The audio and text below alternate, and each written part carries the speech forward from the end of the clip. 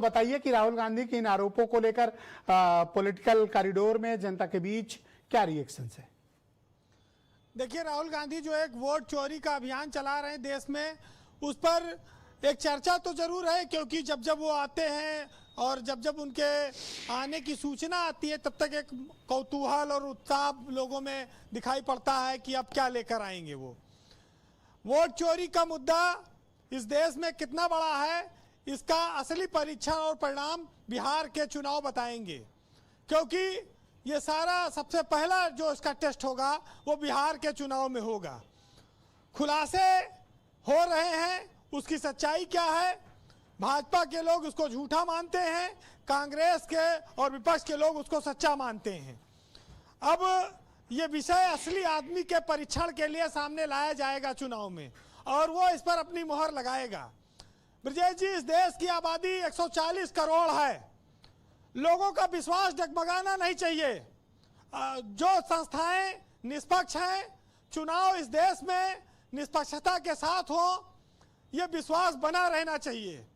अगर ये डगमगा गया तो फिर बड़ी मुसीबत हो जाएगी, क्योंकि लोकतंत्र का सबसे बड़ा आधार पिलर विश्वसनीयता ही है और चुनाव की निष्पक्षता ही है। राहुल गांधी बार बार हिट कर रहे हैं। अब समस्या यह है कि वो चुनाव आयोग को हिट करते हैं और जवाब बीजेपी को देना पड़ता है, क्योंकि वो उनका इशारा ये होता है कि चुनाव आयोग बीजेपी को फायदा पहुंचाने के लिए ये सब बेईमानी और गड़बड़ी करा रहा है।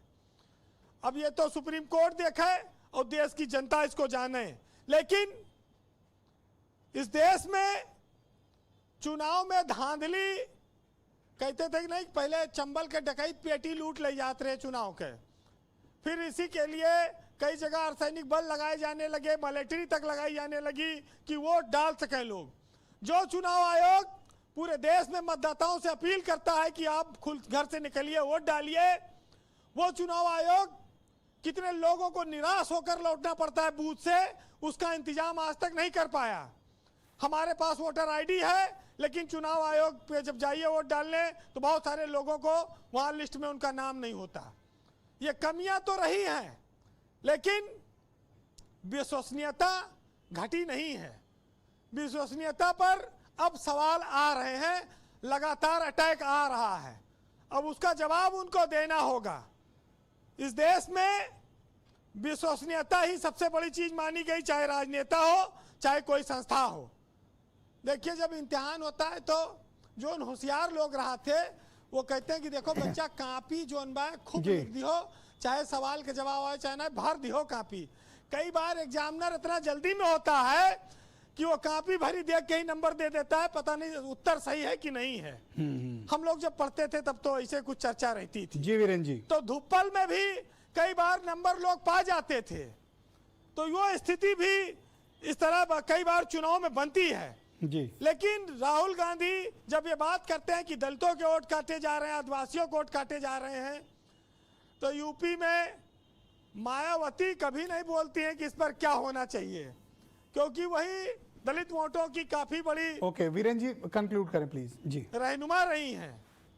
तो बहुत सारी चीजें ऐसी हैं जिनको आप 100% फुल प्रूफ नहीं बना सकते, उन पर आशंकाएं रहती हैं, कभी ईवीएम पर रहती है, कभी सॉफ्टवेयर पर रहती है और कभी मतदाता सूची पर रहती है। जी, और ये जी, परंपरा जी जब से देश आजाद हुआ तब से है। लेकिन चूंकि समय कम है तो एक बहुत मौजू कविता आपको सुनाऊंगा, सुनिएगा कि आदमी उलझा हुआ है तेल और नून में, और उसको मत उलझाइए आप उल्टे सीधे कानून में, और तब समझ पाओगे तुम मेरा सफर। और छत पे नंगे पांव चलना जून में, और डाल ने यूं टूट कर बदला लिया कि जीभ फंस के कट गई दातून में।